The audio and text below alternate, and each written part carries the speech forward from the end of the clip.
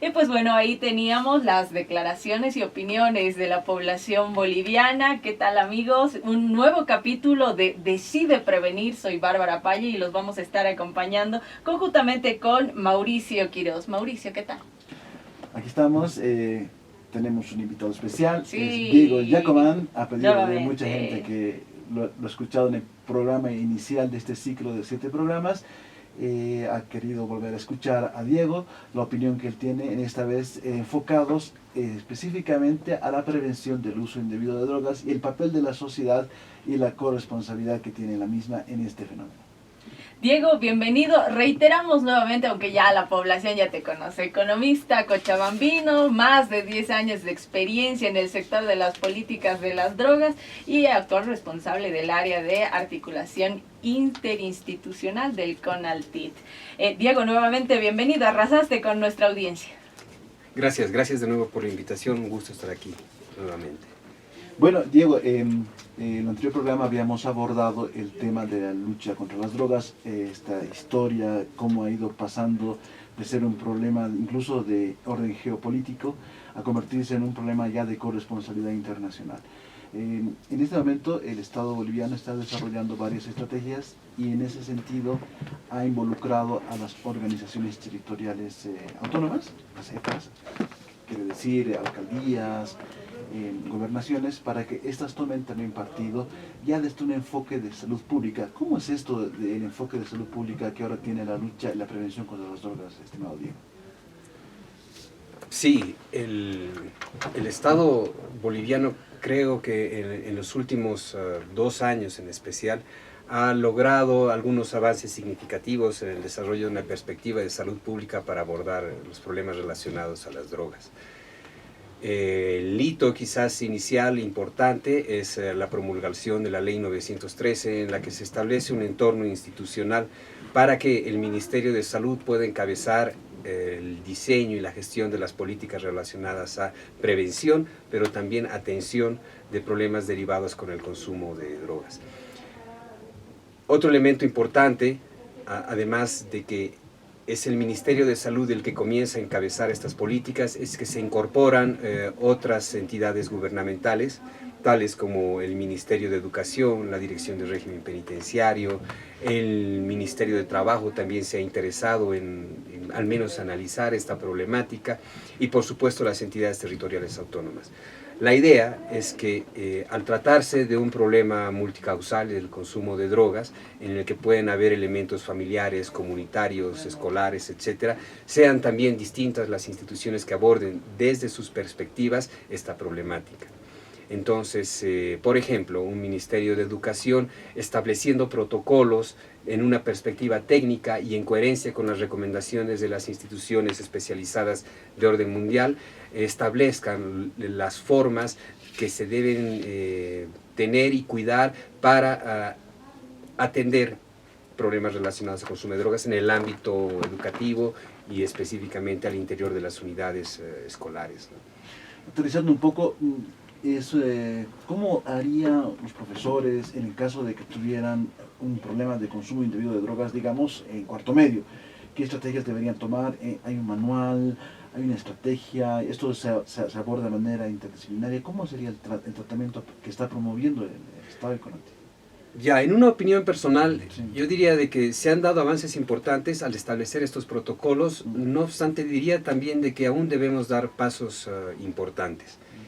Creo que lo que se debe hacer en el caso de que los profesores o los compañeros o padres de familia, cualquier miembro de la comunidad educativa, identifique la presencia o las prácticas de uso indebido de drogas, lo que debe hacer es lanzar una alerta y orientar o demandar o incluso participar en la elaboración de un diagnóstico de cada joven.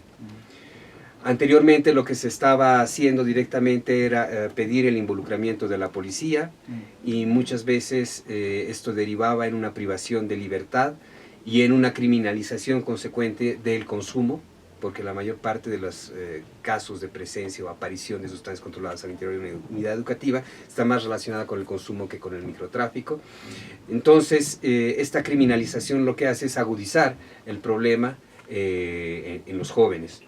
Entonces, si un joven que tiene una situación de inestabilidad familiar, si tiene una serie de conflictos de naturaleza afectiva, emocional, y se lo deriva a una celda o a una cárcel o a un centro penitenciario, la situación se agrava mucho más.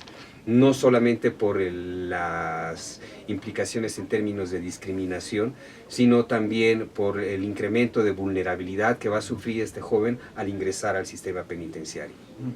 Entonces, aquí lo que quería decir es que los avances vienen en el sentido de que ahora se demandan también la elaboración de diagnósticos para ver qué es lo que se debe hacer con este joven, qué tipo de atención se le debe dar y ver si corresponde efectivamente o no que se lo derive al sistema penal. Y el otro detalle importante es que se involucra también en el marco de una serie de centros de atención comunitarios que se están consolidando a través del Ministerio de Salud, los CAIFC, de los que seguramente pronto estaremos escuchando hablar, para que sea toda la comunidad la que se involucre en el apoyo, la ayuda a las personas que se encuentren en esta situación delicada. Diego, ¿de qué manera se involucrarían? ¿Cómo sería ese trabajo conjunto con las comunidades para prevenir este tipo de situaciones? Las intervenciones tienen que partir de diagnósticos territoriales bien específicos y identificando la naturaleza de los problemas. Pongo un caso, un ejemplo diré más bien. En la Ceja del Alto, población de calle, jóvenes con consumo de inhalables o pasta base, es un escenario muy distinto al que se puede tener en poblaciones fronterizas como San Matías, en las que los problemas relacionados con drogas están más vinculados a lo que es el tráfico hacia el Brasil. Entonces, por ejemplo, en San Matías está más relacionado con temas de trata y tráfico, con trata y tráfico de poblaciones indígenas y con el consumo de pasta base. En la Ceja del Alto, la población que nosotros tenemos más vulnerada por este tipo de problemas está más bien en situación de calle, el tipo de drogas que consume es más bien de inhalables y está muy relacionado con lo que es inseguridad ciudadana en estos espacios urbanos. Entonces, en cada caso, lo importante es que se identifique bien el problema.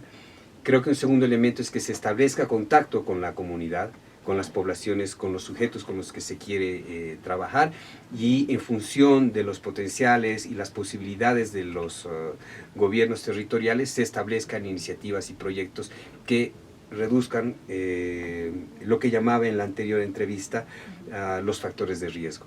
Entre estos factores de riesgo están el consumo de alcohol por parte de los padres de familia, la inestabilidad y disfuncionalidad familiar, el tema de exclusión social, particularmente con sectores de migrantes, el tema de la falta de oportunidades de ingreso para la familia. Entonces, las intervenciones que pueden lograr estos gobiernos territoriales es abordar esos factores de riesgo.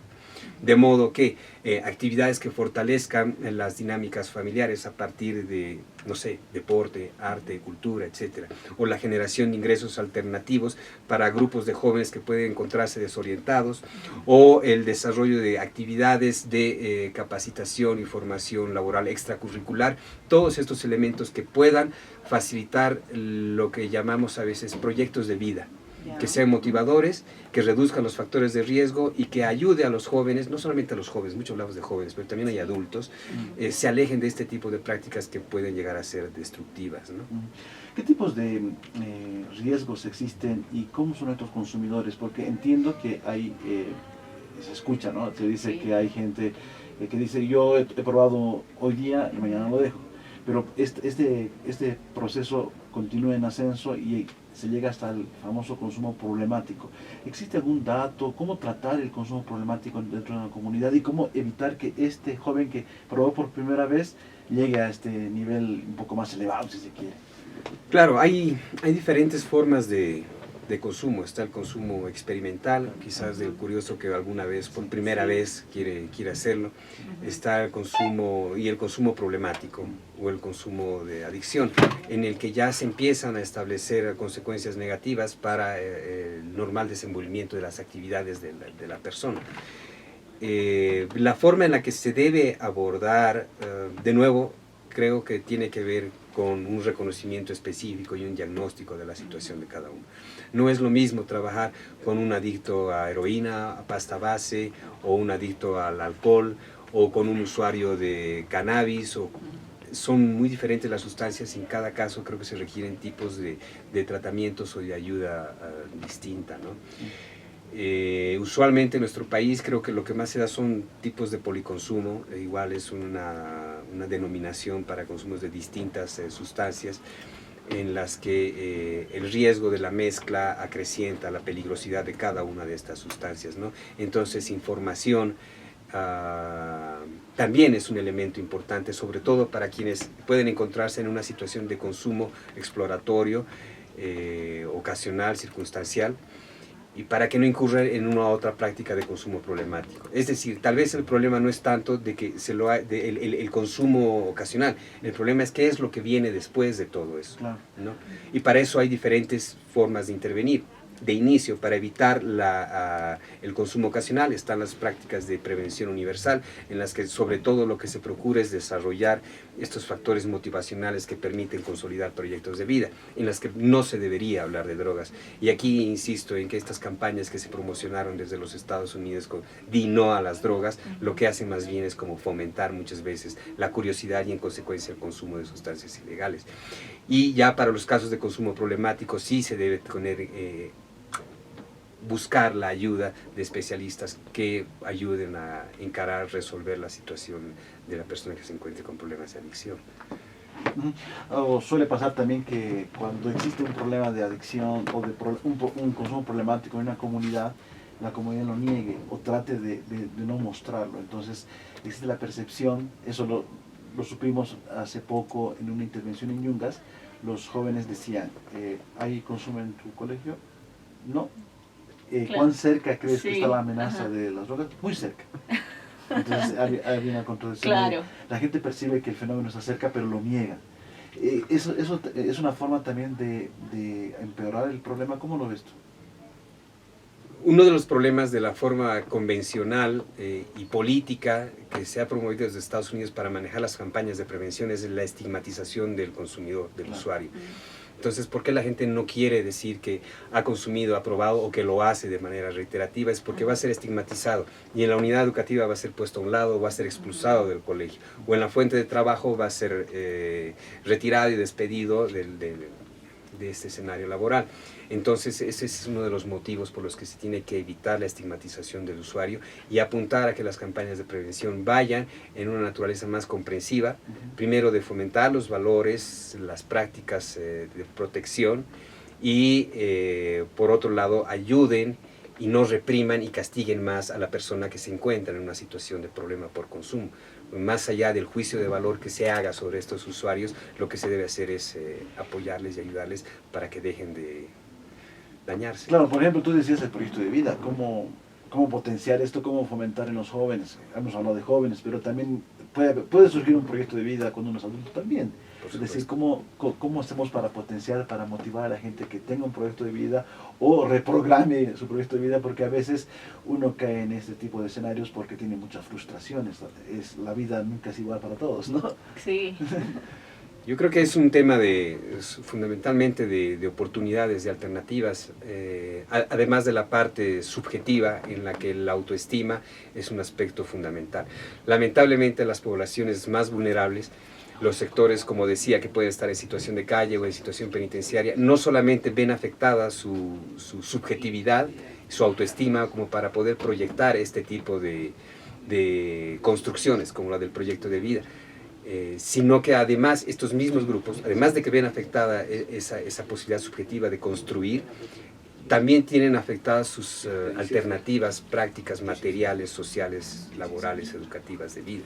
Entonces creo que es fundamental el generar alternativas, esto de apoyar antes que castigar, mediante alternativas educativas, de formación, laborales, deportivas, pero familiares también, y de apoyo y de asistencia psicológica también para quienes más lo necesiten. Porque de otro modo, un niño que está en situación de calle o una madre soltera que no tiene oportunidad de generar ingresos para sustentar una familia, o busquemos ejemplos de ese estilo que no faltan, dramáticos en nuestra sociedad, se convierten en bolas de nieve que van creciendo y van aumentando la vulnerabilidad. Entonces, creo que no es tanto decirles a los jóvenes, di no a las drogas, sino enseñar a los profesores también, o a los padres de familia, o a los jefes de las fuentes de trabajo, sobre las oportunidades que pueden desarrollar, sobre la motivación que pueden generar en torno a esas personas que se encuentran en situación de vulnerabilidad y sobre las oportunidades prácticas que se les puede dar para salir de situaciones complejas, ¿no? Diego, poco a poco nos vamos acercando ya a la recta final, pero yo quiero que de manera breve me puedas responder dos preguntas. ¿Se ha avanzado en el tema de prevención de aquí, haciendo una comparación hace 20 años atrás y en la actualidad? Y la segunda pregunta, colocando en una balanza los enfoques preventivos de salud pública frente a la represión en la lucha contra las drogas, ¿cuál es el que pesa más? Perfecto. La primera pregunta, creo que en este último año se ha dado un gran avance en el país. Se ha incorporado en el marco del Seguro Universal de Salud la posibilidad de la atención, tratamiento para personas con problemas de adicciones. Esto es algo que no existía en el país. Todas las alternativas de atención y tratamiento se daban en el marco de comunidades terapéuticas privadas y es recién ahora que el Estado está de una manera importante, significativa y en escala, atendiendo este problema o comenzando a generar las condiciones para atender a estas poblaciones. Antes eran solamente 2 centros estatales. La segunda pregunta, ¿qué es lo que pesa más? Desafortunadamente, esta geopolítica de la guerra contra las drogas dejó una serie de aprendizajes y lecciones en las instituciones que abordan estos temas de carácter represivo. Creo que esto se está revirtiendo a partir de lo que nos manda la ley 913, a partir de que sea el Ministerio de Salud ahora el que define un poco las políticas y el que lidera estos procesos, y vamos generando una transición de este enfoque represivo hacia este otro más constructivo y de salud pública. Muy bien, Diego, el tiempo se ha cumplido, ha sido un placer tenerte en este programa Decide Prevenir. Estaremos con otras reflexiones en los próximos 7 días. Así es, Mauricio, muchas gracias. Gracias a ustedes, un gusto estar aquí. Un fuerte abrazo a toda la población. Esto fuera.